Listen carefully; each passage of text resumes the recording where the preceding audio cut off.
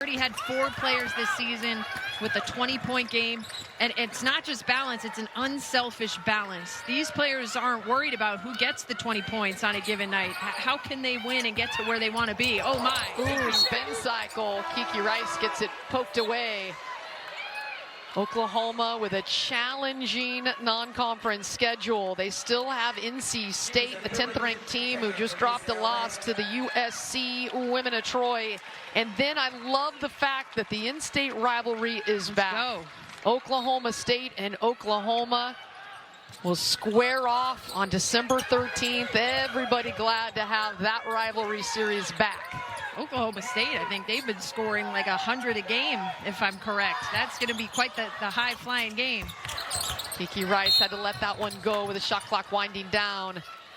And UCLA, whoo boy, if you want to get sharpened up and ready to make a run to the Final Four and a potential national championship, the non-conference for Corey Close is going to... What a cupcake schedule there. Look at this. Man. Corey Close just talked about recently just how difficult it's been for her team to schedule, because obviously they're a tough team, but that's what everyone wants to see, and Coach Bronchek had spoken on that coming into this matchup.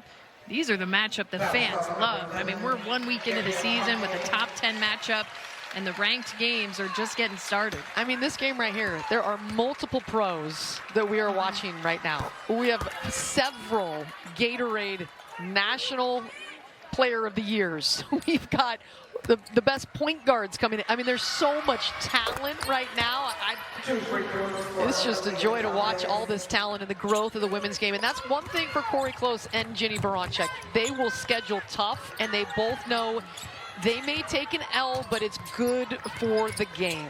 And it's good for down the road. I mean, you learn so much in these moments, win or loss, especially maybe a loss, that you're going to go back to the drawing board on in February and March. Well, the selection committee is watching this game, and they will point back to this game in March. And it's not about what you do in November, but these points stack up in terms of the selection committee and face a top 10 matchup. And I think Oklahoma, being so young with 5 freshmen, handled themselves pretty well against a very veteran UCLA squad. And Dugalich, another bucket. What a game she's had. 15 rebounds, 16 points.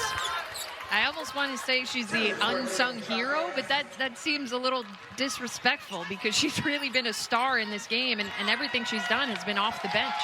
Well, Chavez, with that bucket, gets up to double digits. She's got 11 points, but the UCLA Bruins making a big run in the second half to pull away from an Oklahoma Sooner squad that had an upset on their mind.